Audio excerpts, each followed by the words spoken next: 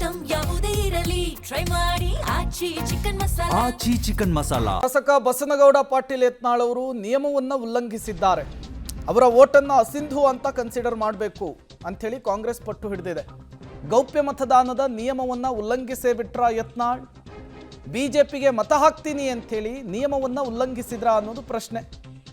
ಕಾಂಗ್ರೆಸ್ ದೂರಿನ ಬೆನ್ನಲ್ಲೇ ಚುನಾವಣಾ ಆಯೋಗ ಮತವನ್ನು ಅಸಿಂಧುಗೊಳಿಸುತ್ತಾ ಕುತೂಹಲ ಕೆರಳಿಸಿದೆ.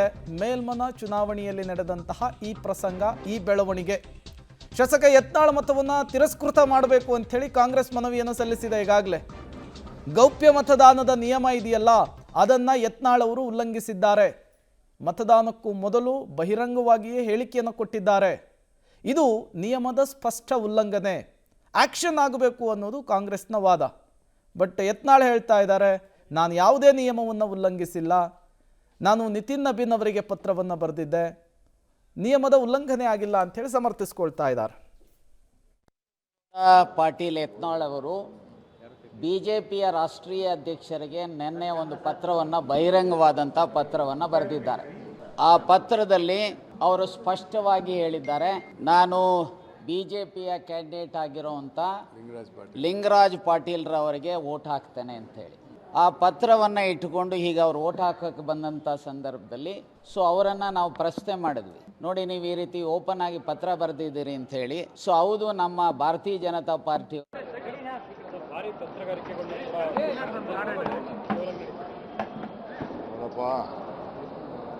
ಪರಮೇಶ್ವರ್ ಅವರು ಬರಬೇಕು, ಇನ್ನೊಂದು 10-15 ನಿಮಿಷದಲ್ಲಿ ಬರ್ತಾರೆ. ಎಲ್ಲ ಮತದಾನ ಮುಗಿದಿದೆ.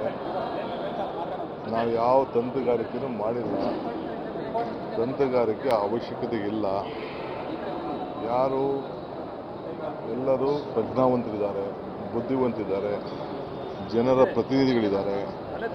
ಅವರು ಅವ್ರಿಗೆ ಸ್ವ ಇಚ್ಛೆ ಮೇಲೆ ಏನು ಮತ ಹಾಕಬೇಕು ಹಾಕಿರ್ತಾರೆ. ಅದು ಬಿಟ್ಟರೆ ಯಾಕೆ ಯಾವ ತಂತ್ರಗಾರಿಕೆ ನಾವು ಮಾಡೋಣ? ನನ್ನ ಪಾಡು ನಾನು ಅರಶಿವ ಅಂದ್ಬಿಟ್ಟು ನಾನೆಲ್ಲ MLA ಗಳ ಹತ್ರ ಒಂದು 2 ದಿನ ಕಾಲ ಕಳ್ಕೊಂಡು ಕೂತಿದ್ದೆ. ಅದು ಬಿಟ್ಟರೆ ನಾನು ಯಾವ ತಂತ್ರಗಾರಿಕೆ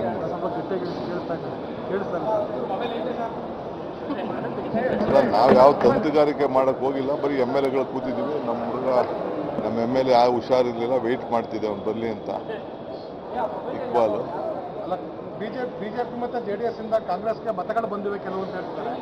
ಕ್ರಾಸ್ ವೋಟಿಂಗ್ ಆಗಿದೆ ಸರ್. ನನಗೆ ಗೊತ್ತಿಲ್ಲ. ಯಾಕೆ ಕ್ರಾಸ್ ಆಗ್ತದೆ? ಕ್ರಾಸ್ ಆಗುವಂಥ ಅವಶ್ಯಕತೆ ಏನಿಲ್ಲ. ನಿಮ್ಮ ಅಭ್ಯರ್ಥಿಗೆ ನಮ್ಮ ಹತ್ರ ಏನು ಓಟ್ ಇದೆ, ನಮ್ಮ ಓಟ್ ನಮ್ಗೆ ಹಾಕೊಳ್ಳಿ ಅಂತ ನಾವು ಕೇಳ್ಕೊಂಡಿದ್ದೀವಿ ಅಷ್ಟೇ. ಕ್ಯಾಂಡಿಡೇಟ್ಗಳು ಏನೇನು ಮಾಡ್ಕೊಂಡಿದ್ದಾರೋ ಗೊತ್ತಿಲ್ಲ ನನಗೆ. Tamil Nadu government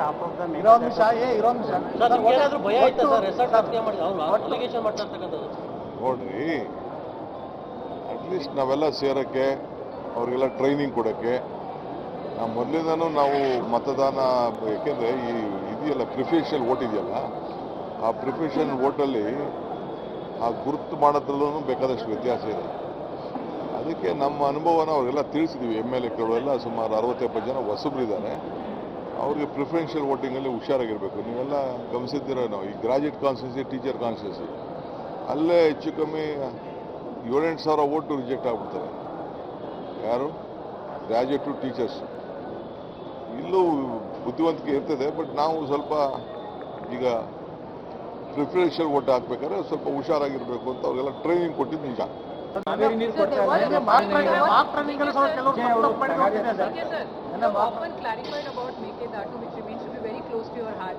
But you see the Tamil Nadu government today, it was the first assembly and they said that they will be exploring a legal option in and seeking Prime Minister Modi to stop it. So you saying that DK Shivakumar ಅವರು ವಿಧಾನ ಪರಿಷತ್ ಚುನಾವಣೆಯ ವಿಚಾರಕ್ಕೆ ಸಂಬಂಧಪಟ್ಟಂತೆ ಮಾತನಾಡಿದ್ದಾರೆ.